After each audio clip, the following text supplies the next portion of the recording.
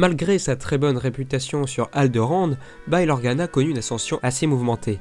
En effet, des tensions éclatèrent entre les différentes familles royales car ces dernières n'arrivaient pas à s'entendre sur la descendance de l'ancien régent. C'est alors que le peuple alderaanien fit appel à la République afin d'éviter l'apparition d'une guerre civile entre les familles royales. Un maître Jedi conclut alors que le titre de vice-roi devait revenir à Bail, membre de la famille Organa. Mais le maître Jedi fit bien plus pour Bail, car il lui permit de représenter son peuple au Sénat galactique, ce qu'il accepta. En tant que sénateur, le nom de Bail Organa gagna vite l'oreille du chancelier Palpatine.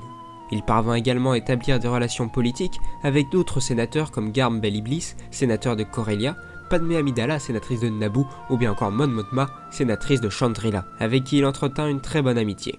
De nature pragmatique, Organa agit tout de même avec compassion.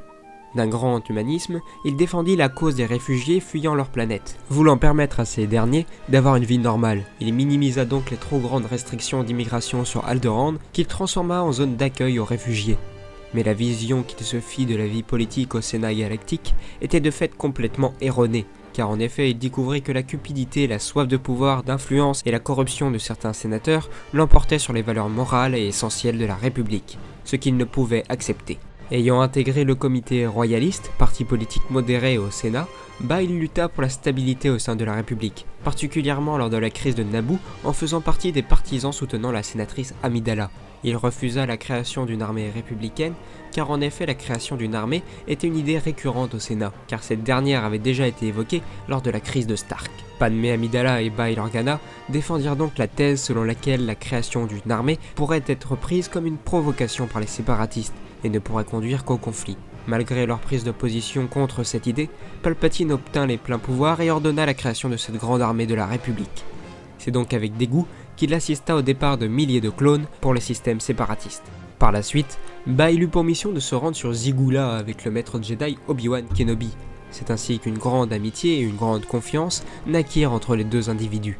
Durant la guerre des clones, Alderaan fut l'une des principales destinations pour les réfugiés de guerre. Et la planète voit donc sa surface complètement ravagée par les combats, mais avec l'aide des Jedi, Bail parvient tout de même à sauver des milliers de réfugiés. Plus tard, lors d'un voyage à destination de Coruscant, le vaisseau diplomatique d'Organa fut attaqué. Mais heureusement, Bail en sortit sain et sauf. Ce fut l'occasion pour le chancelier de placer, après moult manigances, une loi sur la sécurité des parlementaires, jugée par la délégation des 2000 comme une atteinte à la liberté de circuler. La loi fut votée malgré l'opposition farouche de Bail, et cet événement presque anodin conféra au chancelier Palpatine encore plus de pouvoir qu'il n'en avait déjà. Par la suite, Bail commença donc à entretenir des relations avec le Haut Conseil Jedi, qui était tout autant conscient que l'attribution de pouvoirs de plus en plus importants au chancelier était particulièrement dangereux. Ces soupçons se confirmèrent par la suite lorsque le chancelier s'autoproclama empereur de son nouvel empire et déclara donc les Jedi comme des ennemis de l'empire. Les soupçons qu'avaient les Jedi se confirmèrent par la suite. Bail Organa décida de venir en aide aux maîtres Jedi Yoda et Kenobi afin de sauver quelques Jedi pour ensuite bâtir la rébellion. La suite, vous la connaissez.